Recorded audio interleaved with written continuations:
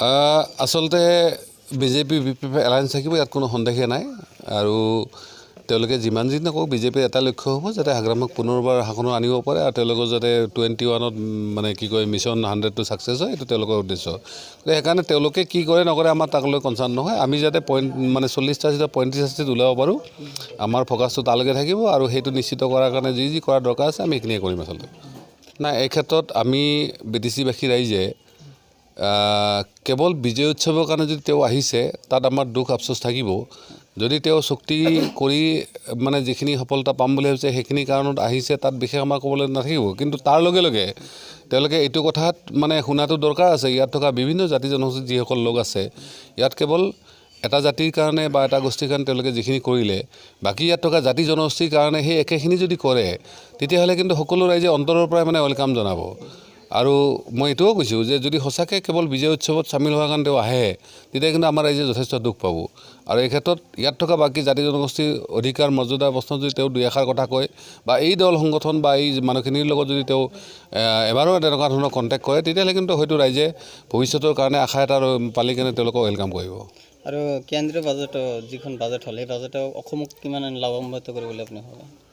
চাওক যে এতিয়ালৈকে যিখিনি এনালাইজ হৈছে সেই ক্ষেত্ৰত এই বাজেটৰ পৰা অসম বুলি নহয় সমগ্ৰ ভাৰতবৰ্ষৰ বাকীয়ে যে বহুত বেছি কিবা মানে পোৱা নাই বা পোৱাৰ আশাও নাই। কাৰণ বহুতে আশা কৰিছিল যে বিশেষকৈ আমাৰতো সাধাৰণ মানুহৰ বাজেট লৈ এইবিলাক কোনো মানে হেৰি নাই, কিন্তু মানে কি কয় ইণ্ডাষ্ট্ৰিয়েল ছেক্টৰ হওক বা বিভিন্ন যিবিলাক ছেক্টৰ আছে, এগ্ৰিকালচাৰৰ পৰা আৰম্ভ কৰি স্বাস্থ্যৰ পৰা আৰম্ভ কৰি সকলোৱে ভাবিছিল যে এইবাৰ বহুত হয়তো বেছি আমোল পৰিৱৰ্তন হ'ব। কাৰণ 19ৰ পিছত প্ৰথম বাজেট এইখন নতুন চৰকাৰৰ, তেনেকুৱা ক্ষেত্ৰত বহুতৰ আশা আছিল, কিন্তু সেই আশাটোত নিৰাশা হৈছে। আৰু আমাৰ এমপ্লয়মেণ্ট ক্ষেত্ৰত হওক বা বাকী ক্ষেত্ৰবিলাকত যি ধৰণে সকলোৱে ভাবিছিল যে এটা সকাহ পাব বা নতুনকৈ হয়তো মানে এমপ্লয়মেণ্টৰ ক্ষেত্ৰত বহুতে আশা কৰিছিল, এইবিলাক মানে নহ'ল। গতিকে তেনেকুৱা ক্ষেত্ৰত মই ভাবোঁ বাজেটক লৈ আমি বহুত বেছি কিবা তাত মানে আশা কৰিও লাভ নাই আৰু মানে কৰাৰ কথাও নাই। আৰু এটা কথা, আপুনি যিহেতু অসমীয়াৰ হকে মাত মাতি আছে, অলপ মানে বেছি অলপ আগ্ৰহটোতো কাৰো সন্দেহ নাই।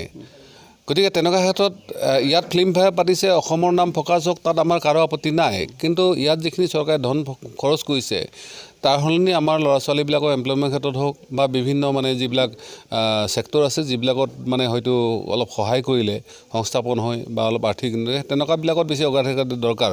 গতিকে চৰকাৰৰ মই ভাবোঁ যে এই চৰকাৰখন থকালৈকে তেওঁলোকৰ মন মানসিকতাৰ কথাখিনি ইয়াত মানে প্ৰতিফলন হ'ব।